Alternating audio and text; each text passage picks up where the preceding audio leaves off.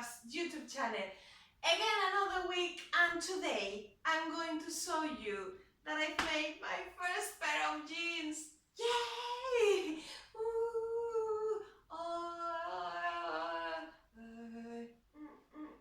yeah guys, I'm super proud that I finally made my first pair of jeans, and I think it's going to be something that I'm going to wear every day because I already used to wear my jeans like every day, and I don't have a lot of pairs of jeans that I bought, only two, and one of them, it was like 6 years old, and I loved those jeans. They were from Sea Salt Cornwall, you know, the brand that is super nice, but they were like really, falling apart. So I wanted to make my first pair of jeans, and I made this, and I'm so happy. I'm gonna take some pictures that of the details and everything that you will be able to see on my social media, Facebook, Instagram, Twitter, whatever. And on the video today, I'm going to go through all the process of making the jeans and some tips that I maybe you will find useful if you decide to make your own pair of jeans. And also, if you have made yourself your jeans already, just let me know about your experience. And yeah, I would love to read about that. Hopefully you will like it, you will like the video, and it's going to be just that, me going through all the process of making these jeans. And honestly guys, I'm super proud.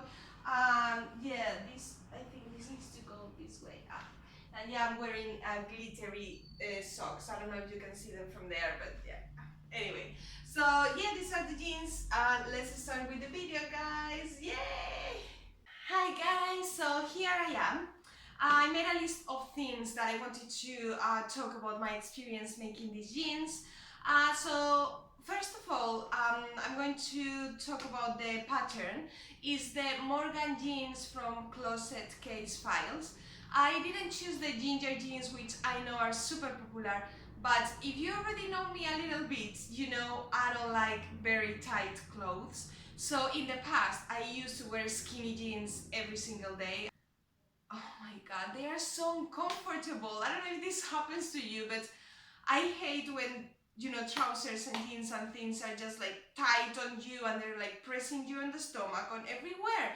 So it's just like, I'm not going to, follow the trend. I'm just going to go for, whatever makes me happy and makes me more comfortable when,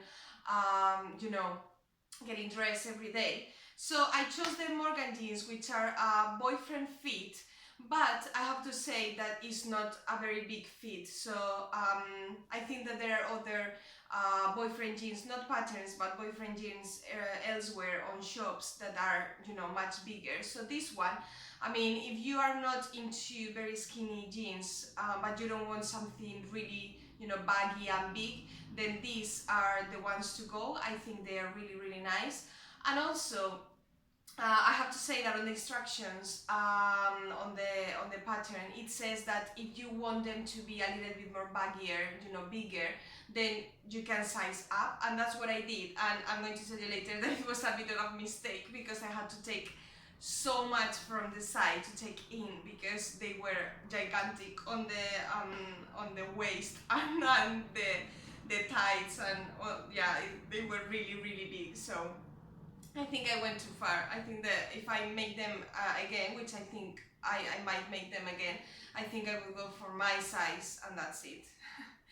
And so I went for the Morgan jeans, as I said, and then I read the instructions a lot of times because it was my first time making jeans. I've made trousers before, like culottes, but not this kind of, this kind of more like complicated trousers.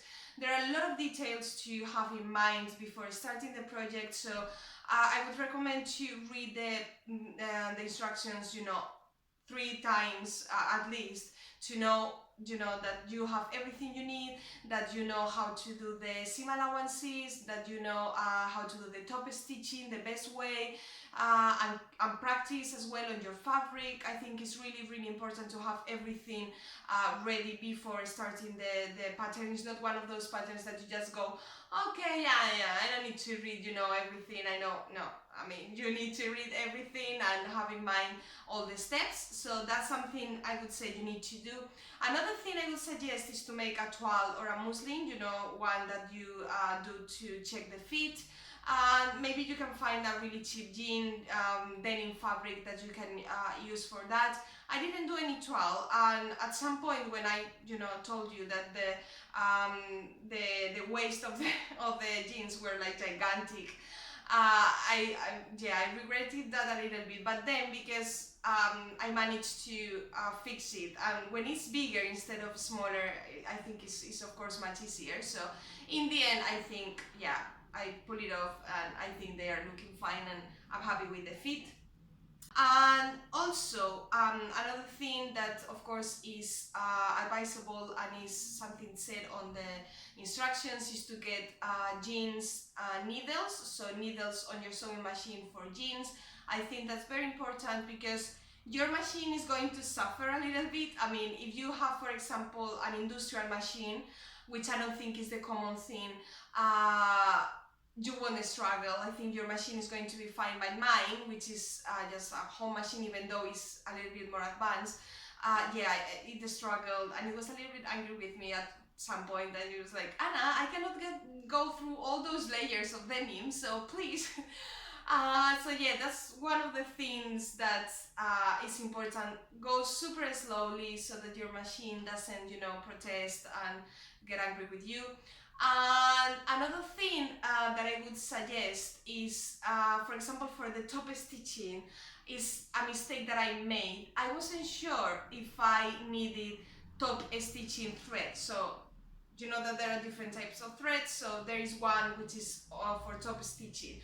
I wasn't sure about choosing that one or not. In the end, I chose it, and I think it was a mistake because it was too thick.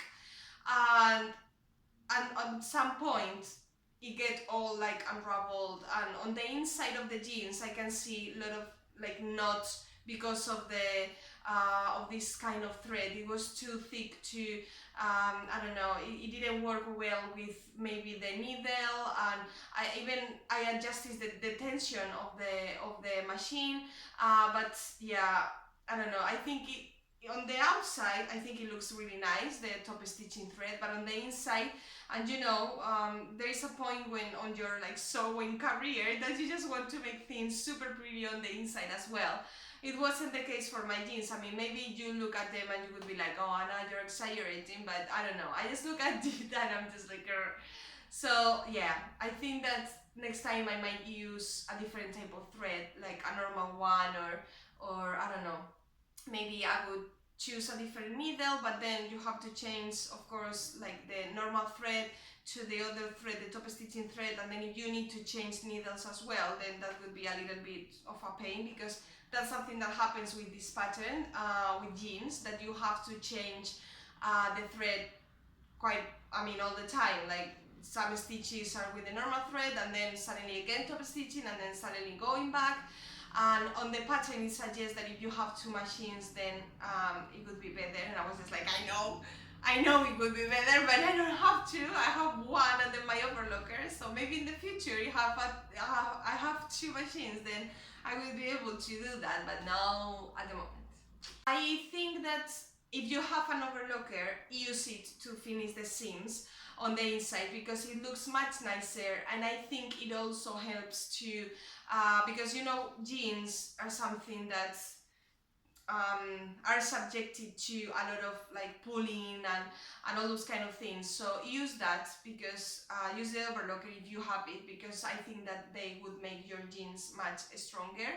And I think I'm going to use this so much that you need like proper, like good sewing, like strong sewing. Also, there is something else that I didn't do. I'm going to show you. I don't know if you'll see it from there, but I didn't do any kind of top stitching on my back pockets. I wasn't sure about any kind of design. I don't know. I searched online, and then I looked at my old jeans, and I was like, okay, yes, you've got this, and then you got the other shape, but I don't know. And then I found that some jeans don't have anything. So in the end, I didn't choose anything. So yeah, maybe in the future I would do some embroidery, but as I wasn't sure, I didn't want to, you know, spend a lot of time thinking just about that, and because I didn't find any kind of design that I really wanted to do, and also I don't think I'm that good at top stitching because I don't have that much experience at top stitching. So I was just like, okay, I'm gonna leave it at that, and yeah, it will be fine, and that's it. So I left them that way. And also I haven't used the, how did you call them, the rivets? I don't know, like the little things that you put on the coin pocket, this and this one and there, you know, like those metallic things. So I was about to buy them, apart from the buttons, because these jeans doesn't come with zip, which I think I would have preferred rather than the buttons, but anyway. So yeah, I was going to buy that, but then in the end I was just like, no, I think I want to make them, you know, my way and not with all those hard metallic things. So in the end I just, you know, left them that way. And also because I was going to wear them like rolled up, because I love jeans like that way. I think I don't remember last time I didn't roll up my jeans, so I didn't even did like the hem of the jeans, because I was thinking, okay, maybe in the future I want to, you know, put it down and then do it differently. So I haven't finished it, I just overlocked the edge so that it doesn't unravel, and the thread and everything, and then just roll up. And yeah, so I think that's more or less like the main bits I wanted to talk about these jeans.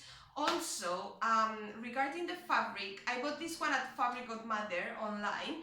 She has really nice denim, and there are different weights, and that's so important with the denim. I was really scared that these jeans, this denim fabric was going to be like so thick that I was going to be like not able to even wear them comfortably, or I don't know. So, but in the end it was fine. So there are like different weights, and there is like 6, 8, 12 ounces. So I think these were like 8, I think, I don't remember very well now, but I think these were 8, and they are like already quite heavy, or 8 or 12, I don't remember, 8 or 10, oh guys, sorry, I'm going to leave on the description the proper weight of the denim. So these are fine, they are like medium weight, and I wouldn't go higher than this, because then I couldn't even wear them in a spring, because they would be like super hard and heavy. I think read the instructions slowly and carefully, taking your time, and then gather up all the tools and have everything ready before starting, like every single thing ready, and I think you will be fine. I mean, it's a really nice experience making your first pair of jeans, and I think it feels like when you make your first coat, or I don't know, your first like bra, or something that is a little bit different than a blouse, a dress, a skirt, which is something more common. So I don't know, I'm super proud. I wanted to talk about as well about something related to reading the instructions properly, you know, and making things the way they should be. And it's because I think it was last week I posted on Instagram about slow sewing, and I asked you guys on Instagram about if you feel like there is like a pressure nowadays regarding, you know, like the sewing community, regarding making as fast as possible and as much as you can. And I loved reading all your comments, and some of you suggested that I should do like a video on slow sewing and fast fashion and all those kind of things, and I didn't want to do like a whole video talking about that, but I just wanted to mention it today, you know, linked to the making of my jeans. So these jeans, from, you know, the time that I cut the fabric or I ordered the fabric till now, I think it's been like 4 or 5 weeks, and I think that's quite good. I mean, it's not a lot of time, and it's not like I made my jeans in 2 days. So I don't know, I just wanted to take my time this time to make my jeans properly, enjoying the process. And it has been like every day after work, after finishing my work in my business, I just sat down like for like, I don't know, it depending on the day. Some days were like 10 minutes, so I just had time to cut the fabric. Another day would be like 30 minutes, so I did like the top stitchings of the back pockets. Another day was like 30 minutes, an hour, depending on the day. And it has been such a really nice experience, you know, making something slower, because I felt myself. I know it's not everybody, because I know that there are a lot of people who enjoy a lot making lots of things, and that's amazing. That goes with their personality, or with the, you know, the way they want to do things, and I think that's amazing. But for me, I felt the pressure of, you know, I think it comes mainly online, of course, like the pressure of a lot of things these days.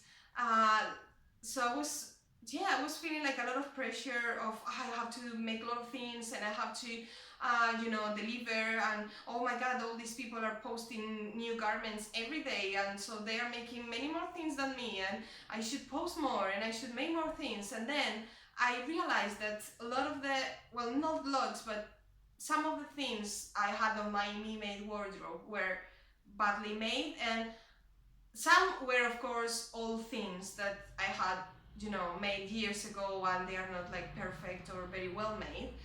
But then there were things, you know, more recent, that I made recently, and I was just like looking at them, and I was so angry. I was just like, oh my god, this fabric is so nice. Why I didn't spend more time, you know, to make this nicer, or to, and then it came to my mind. It was just because I felt that pressure, and I mean, I was just like, no way, I'm not going to do that anymore. So this time I decided, okay, from now on I'm going to take my time, and that's what I did with my jeans, and I'm really happy. Of course there are things that could be better. I'm happy with them, and that's the feeling I want to have with every single thing I make. If that means that per year I can only make 5 things or 6 things or something like that, then so be it. But then I would be happy to, and I would be proud to say, okay, I've made these, taking my time, I'm trying to make them properly and not like rushing. And so now that's what I'm trying to do, to fight a little bit against this fast sewing trend that I think is going on now. And I think that in the end, the fast fashion, which we have, I think that from the sewing community, which we have been trying to fight against too, at least that's what I was trying to do, like fight against that fast fashion culture of buying clothes and throwing them away, not thinking about who is making those clothes, where do they come from, yeah, the, you know, the living condition and working conditions of the people making those clothes. And I was just like, I'm not going to do that. So, but then I started sewing and then trying to make a lot of things, and I was just like, okay, this is the same as the fast fashion, but sewing, you know, like fast sewing. So it's just like, no. And also we need to think about the fabrics. I mean, there's people working in the fields and, you know, collecting cotton and everything to be able to make our fabrics, the fabrics that we so much love. Maybe too much. And we need to think about that as well, like the source of our fabrics, and I don't know. So I think that it was like a waking up call. Do you say it that way? Like a waking call? Yeah, waking call. So it was like a waking call, and I was just like, okay, I'm going to take my time, and I'm already really busy with my business, and I don't want to put that pressure on me, like I have to make, you know, this amount of clothes every month. So I'm not going to do that. I've got to make some basics, which I think is good as well.